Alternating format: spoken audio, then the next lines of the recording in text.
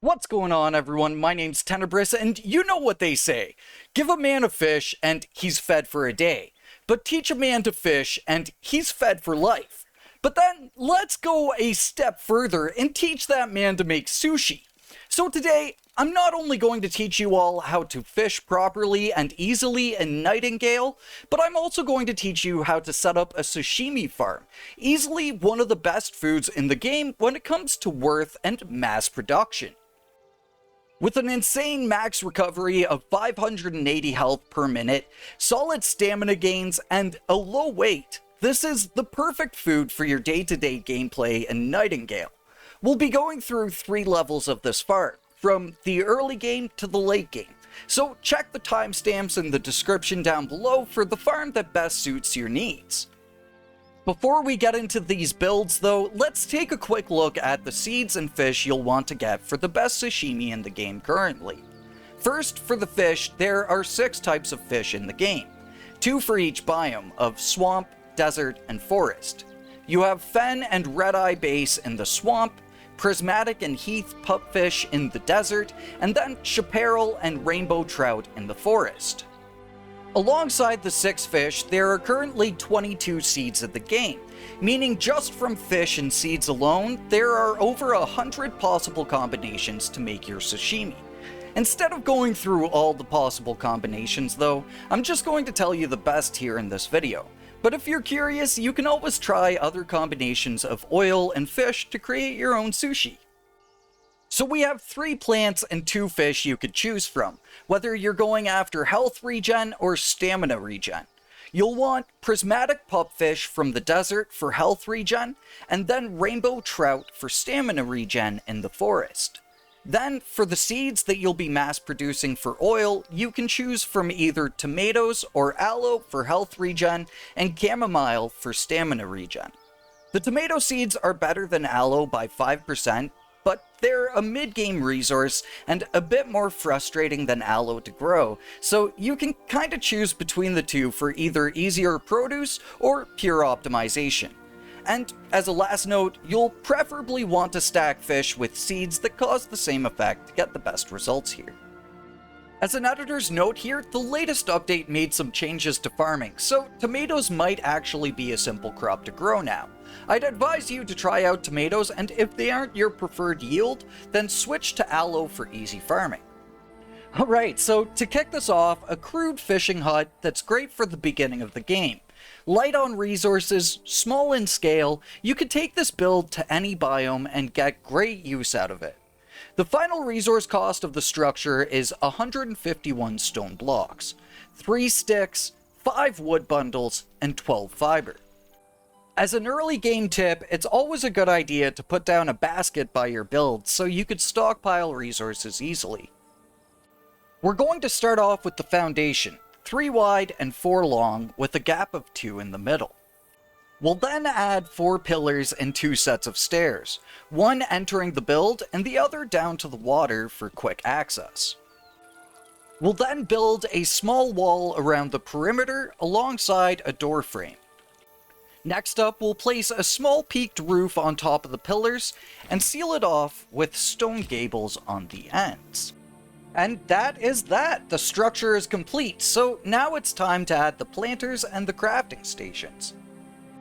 For the crafting stations, you'll want a campfire, a mortar and pestle, a bedroll, and a basket, all of which comes up to 6 sticks, 24 plant fiber, 6 small rocks, and 3 lumber. And finally, to get yourself started on the crops, you'll want to place down at least 9 planters to get started on saving crops, mortaring them down to seeds, and stockpiling seeds and fish for the future. And as an added benefit, you have an unlimited supply of fish to eat to keep you fed for the early game.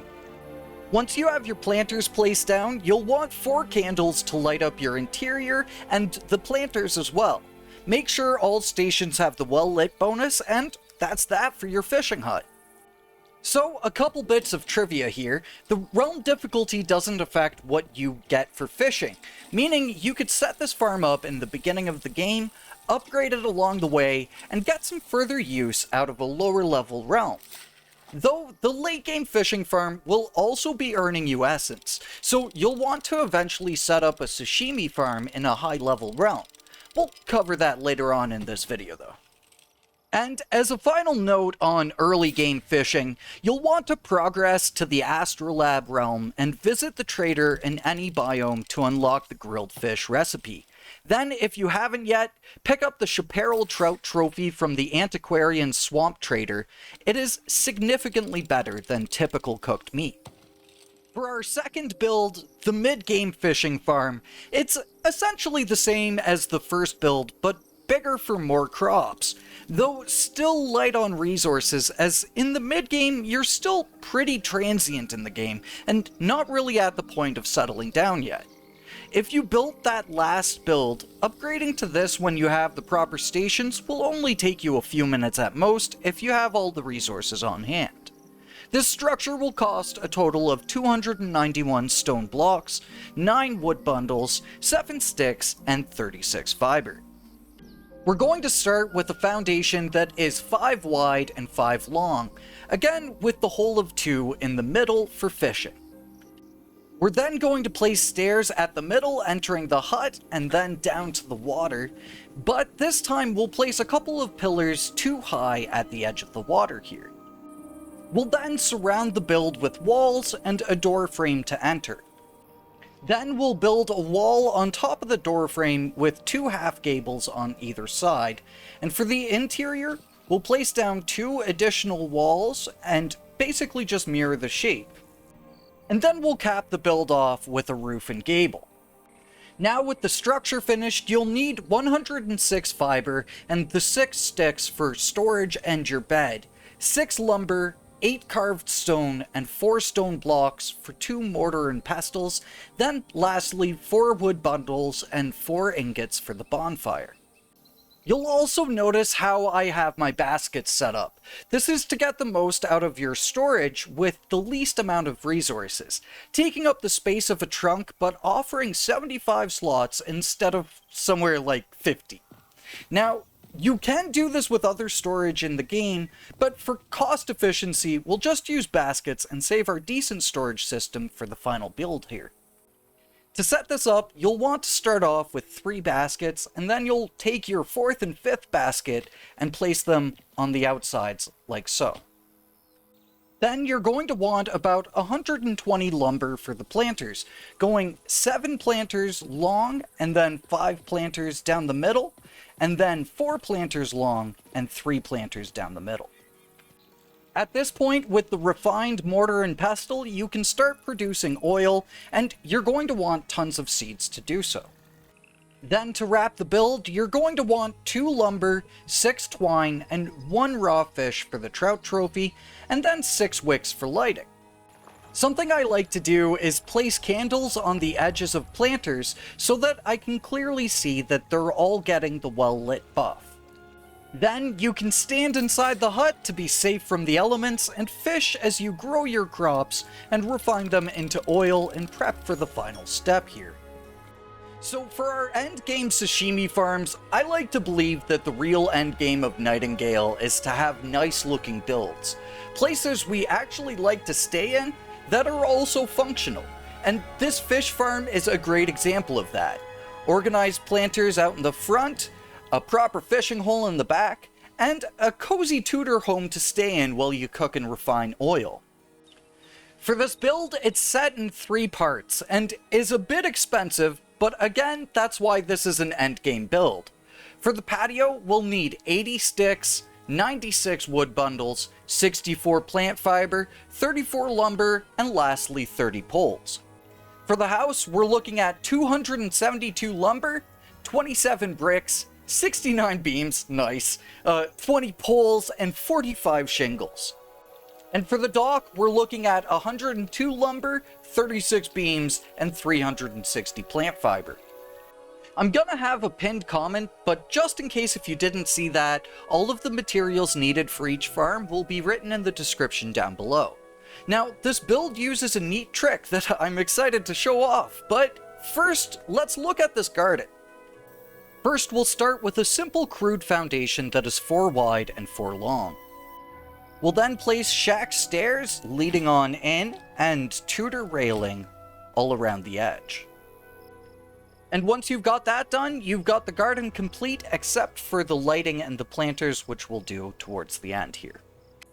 Now we'll move on to the house build. You'll want to start with a 3x3 of Tudor foundation.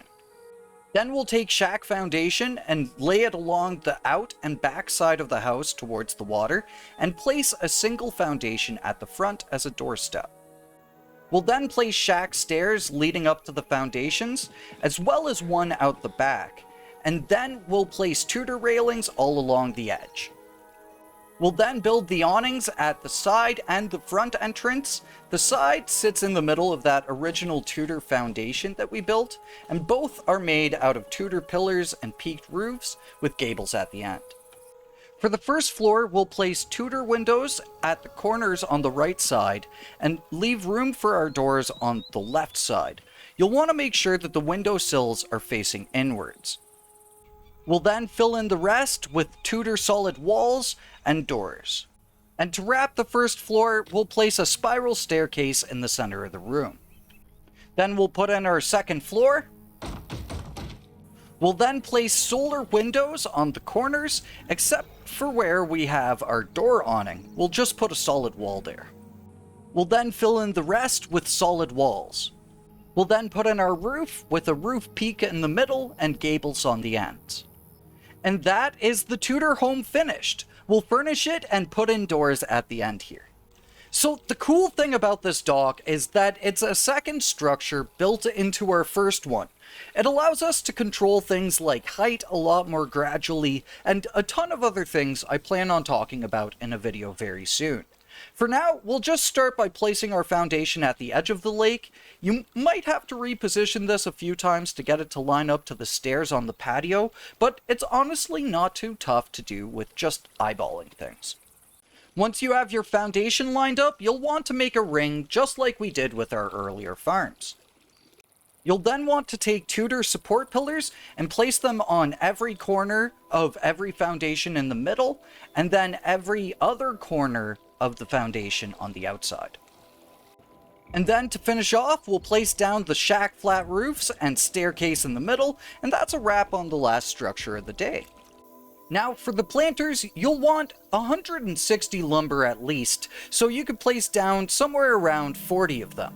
There's a fine balance I like to hit between monotony of watering crops to fishing, so you can always build more, but I don't think it's necessary unless you're feeding a group.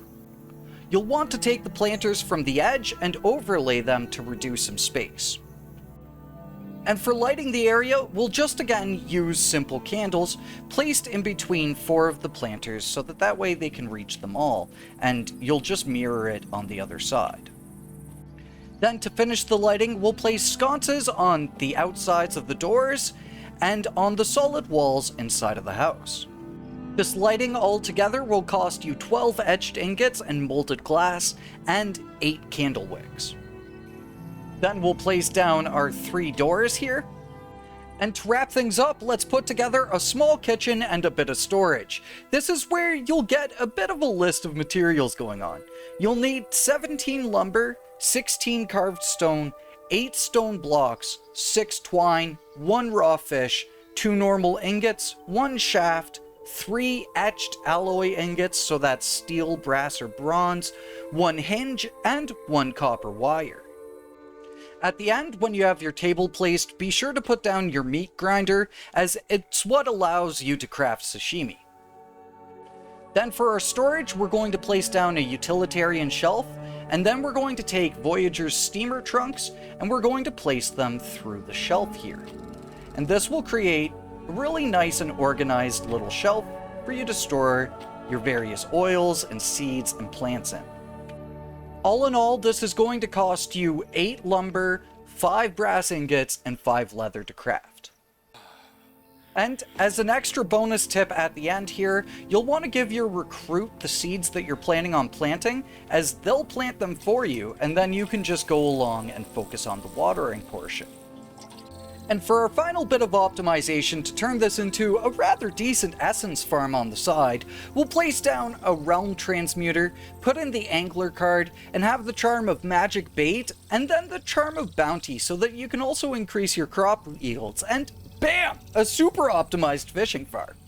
So fish really is the ultimate food source here in Nightingale. It can feed you from the beginning of the game all the way to the ridiculous endgame.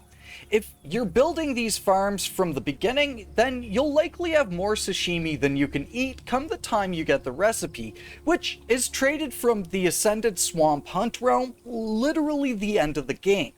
So thank you for watching my tutorial here. If there's anything that could be improved, or if there's a farm that you'd like to see from Nightingale, let me know down in the comments. But for now, I will catch you all in the next one. Until then, peace.